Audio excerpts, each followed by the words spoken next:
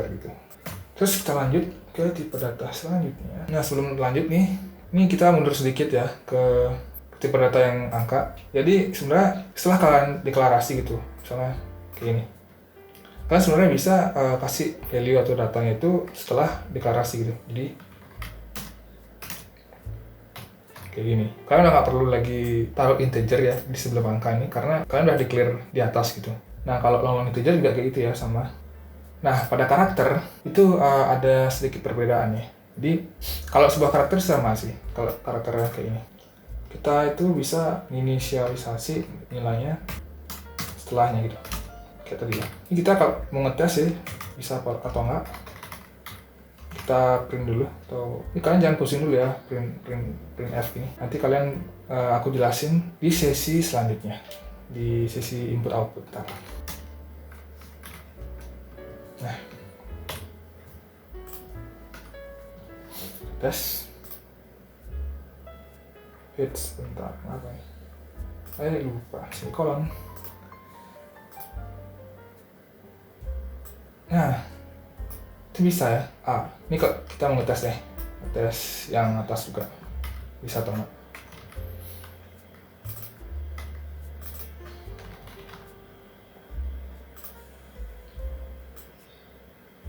Nah bisa ya, 8. Oh ya, sebelum itu aku lupa jelasin juga sih. Ini misalnya ya, kita mau assign si angka nih 2 kali gitu. Yang pertama 8, yang kedua 9 gitu misalnya. Nah, nilai yang bakal disimpan di angka itu bakalan nilai yang paling terakhir di assign atau disimpan gitu. Nah, karena 9 yang paling terakhir di assign gitu ya, maka yang muncul bakal 9. Nih, kalau nggak percaya. Nah, itu 9. Nah, untuk di long integer juga sama ya. Untuk di karakter, untuk yang ini ya, sebuah karakter yang char ini, itu kayaknya bisa sih, coba ya. Aku tes dulu. Char.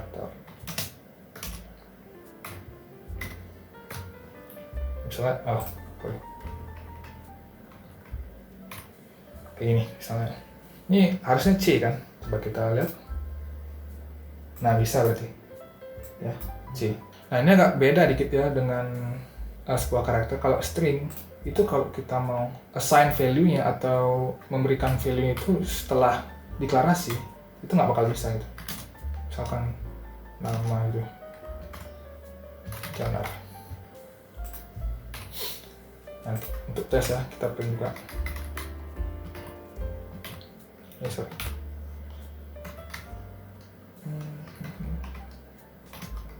Ini. Set. Nah, langsung dibilang error tuh. Nah, jadi karena kita nggak bisa assign value setelah deklarasi gitu. Jadi kita pakai namanya fungsi bantuan, yaitu string copy gitu. Nah, untuk pakai fungsi string copy itu kita perlu yang namanya library include string. Nah kalau udah, baru deh kita pakai fungsinya. Ini kita hapus dulu ya.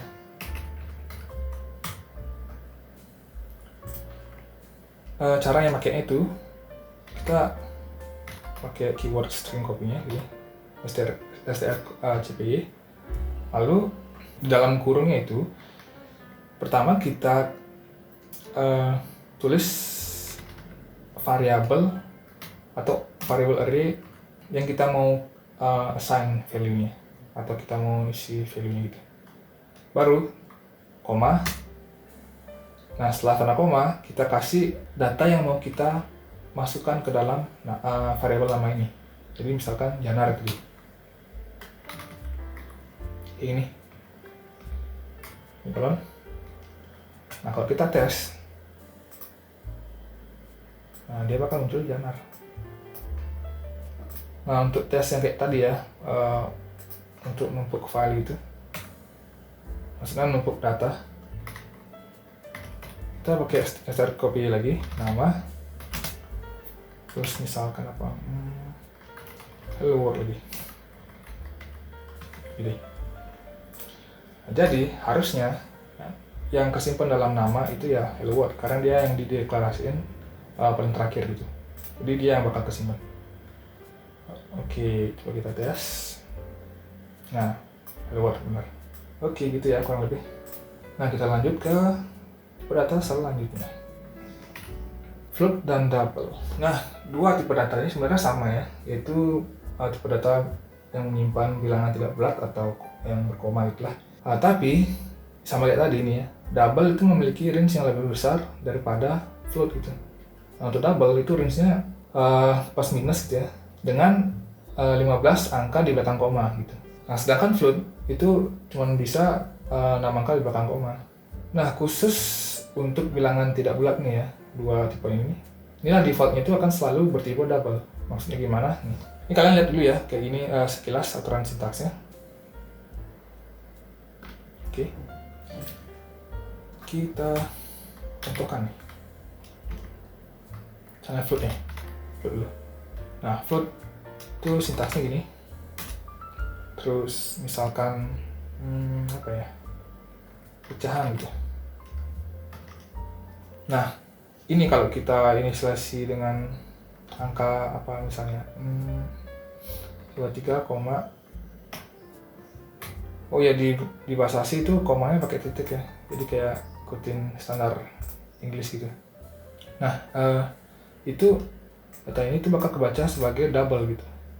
Kenapa ya? Karena tadi yang aku udah jelasin, setiap kita memasukkan angka koma gitu, maka dia bakal selalu bertipe double. Jadi kalau kita mau masukin bilangan koma ke variabel float gitu ya, kita harus casting datanya atau memberikan suffix atau akhiran f gitu. Ini akhirnya artinya memberitahu si program bahwa si 2,8 ini merupakan float gitu, bukan double. Atau kita juga bisa casting gitu ya. Ini float, ya benar. Gitu. Sebenarnya kalau kita nggak isi sih nggak masalah ya. Cuman ya jaga-jagalah. Ya jaga-jaga aja, pokoknya kita isi F atau kita bisa casting tipe data. Ini mau copy dulu ya. Oke. Nah, selanjutnya double. Nah, untuk float pecahan itu sama kayak sebelumnya, jadi kita bisa inisialisasinya setelah kita deklarasi atau berbarengan dengan deklarasi juga apa-apa, nggak masalah. Terus double sama pecahan 2.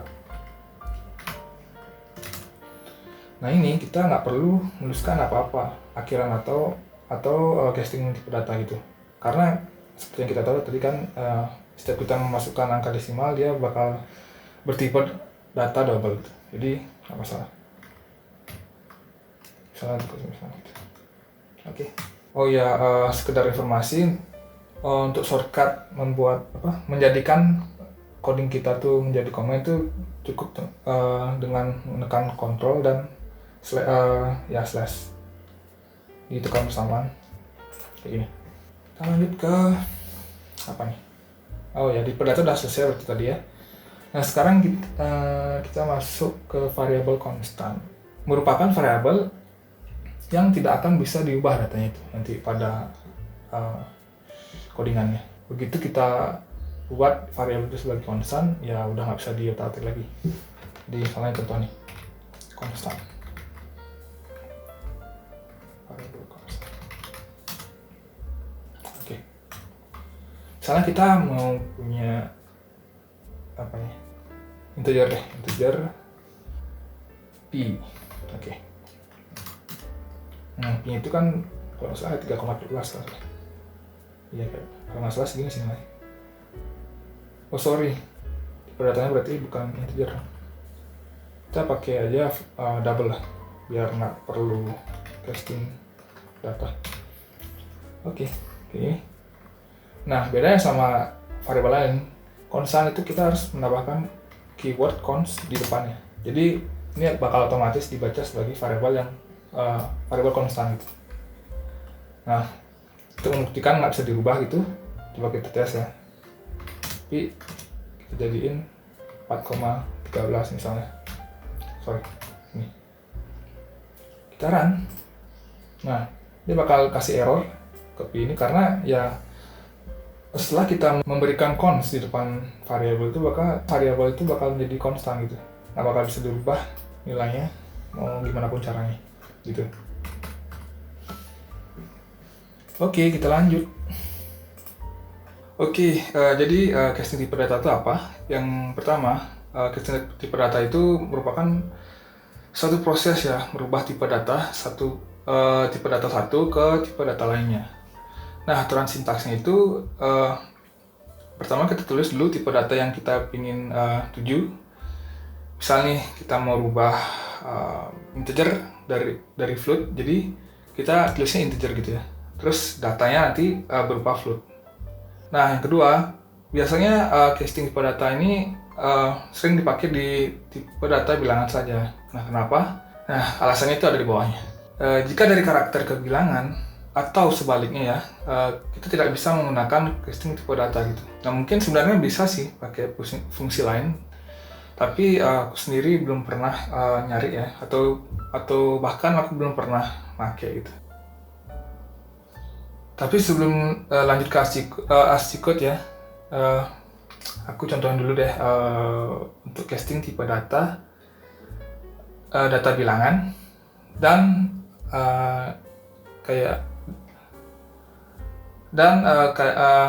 ngebuktiin bahwa emang dari tipe data angka itu nggak bisa di casting ke tipe data karakter gitu. Oke, langsung saja kita ke codingnya. Oke, aku buat judulnya dulu. Jadi casting tipe data. Yang pertama, antar tipe bilangannya.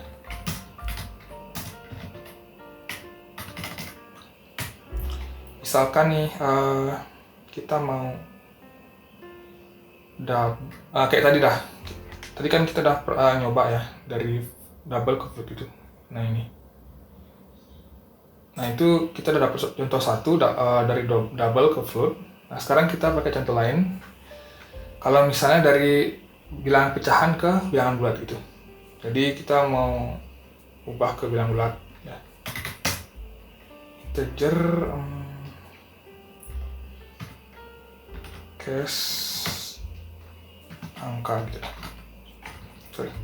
Angka. Nah, karena kita mau rubah ke integer, jadi kita pakai tipe datanya integer gitu ya. Nah, datanya tadi, karena kita mau rubah dari angka yang berkoma atau desimal, jadi kita nulisnya data yang pakai koma gitu. Contohnya ya, 38,9 aja deh. Jadi kan ini double ya, karena default koma itu double. Nah, jadi kita mau rubah double ke integer gitu. Nah, kalau kita print hasilnya,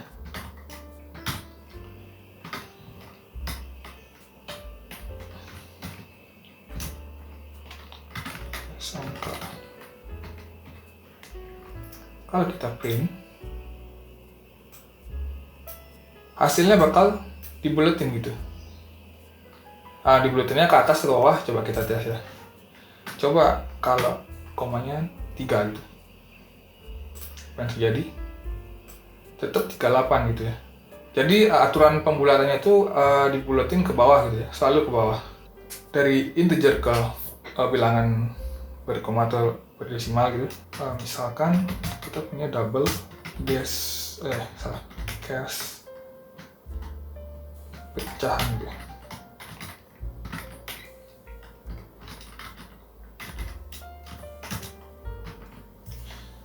Nah, di sini kita nulisnya double gitu ya, karena mau casting ke double.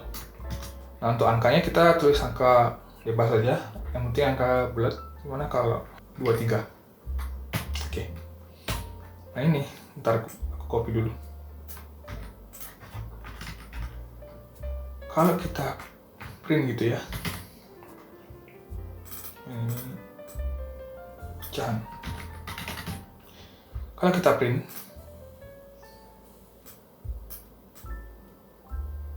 nah hasilnya bakal ditambahin angka 0 di belakang koma gitu. Nah sekarang baru kita lanjut ke yang tadi kondisi khusus itu. Ini ya. Namun Jika kita casting tipe data bilangan bulat ke tipe data sebuah karakter, maka akan memunculkan huruf berdasarkan ASCII code-nya. Begitu juga sebaliknya, kalau kita dari karakter gitu, sebuah karakter ke bilangan bulat, maka bakal dirubah ke angka sesuai dengan ASCII code dari karakter itu. Nah, ASCII code itu apa? ASCII code itu merupakan kode angka yang merepresentasikan suatu karakter. Nah, kalian bisa cek daftar ASCII code apa aja yang ada di link ini. Biar nggak pusing, aku contohin dulu. ASCII code, ya. Misalkan, kita mulai dari karakter dulu deh. Karakter ke angka. Misalkan kita punya karakter, kita kasih D aja deh. D gitu. Dan yang disimpan D juga. D kecil. Cara rubahnya itu ya kayak tadi juga sih. Ingat ya, bilangan bulat berarti integer dari si D gitu. Kita belum buat untuk integernya. Misalkan ASCII gitu aja ya. Berarti di sini ASCII gitu.